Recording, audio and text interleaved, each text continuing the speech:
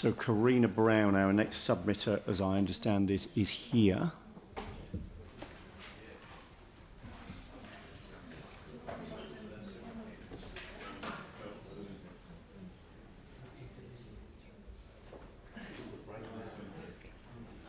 What?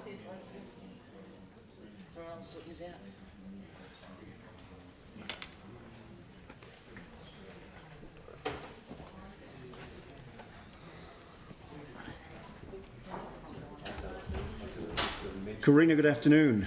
Thank you very much indeed for joining us. Maybe you'd like to start by introducing the other members of your team that are here, and you've got 5 minutes to present to us this afternoon, so thank you.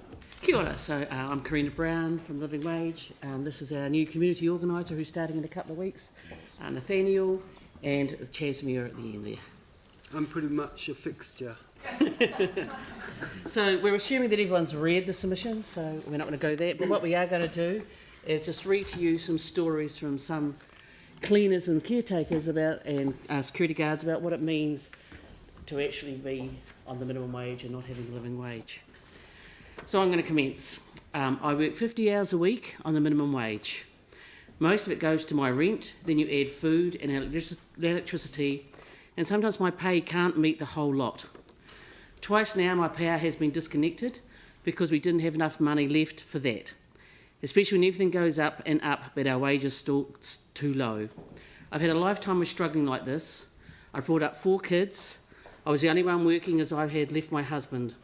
All this time I'm working long hours, and it makes it hard for me mentally, physically, living week to week, just trying to spread out the little money you get for the basic needs: food, clothing and a roof over our heads.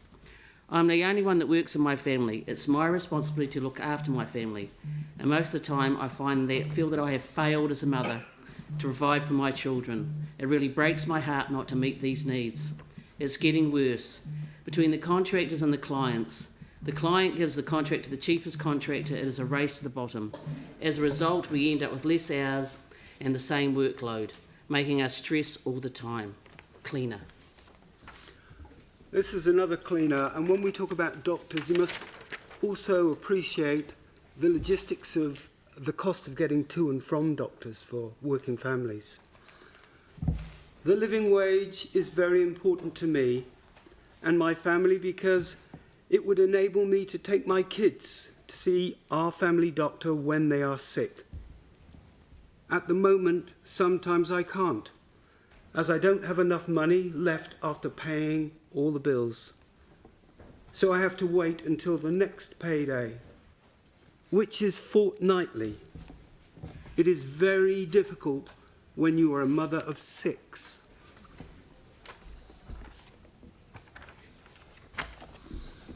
Life is for living, not just surviving.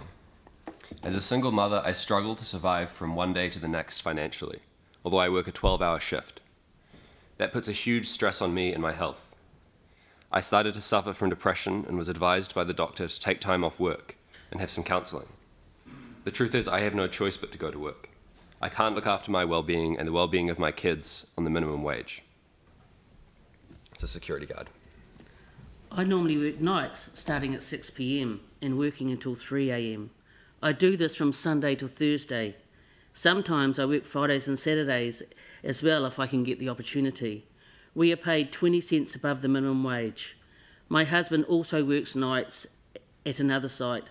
This means our 3 children, the oldest is 15, look after each other in the evenings after school. Luckily, they are responsible and our oldest is able to cook basic meals. Otherwise, we would be relying on takeaways, which are unhealthy and expensive. So they were just 4 stories from cleaners and security guards. So what we really stressed for you is the importance of a living wage for contracted workers and dependent workers within the City Council.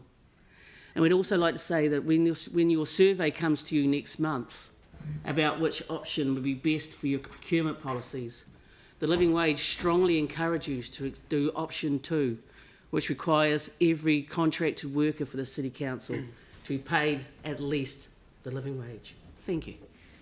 This body is very capable of looking after the needs of some of the most vulnerable people in our society. we strongly commend that you make the right decisions here.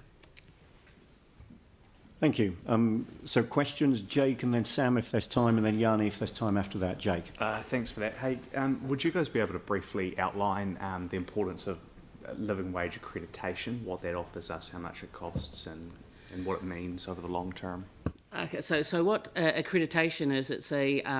It's cost depending on the size of the organisation. So I think for top of my head, City Council, I think it's $5,000 per annum.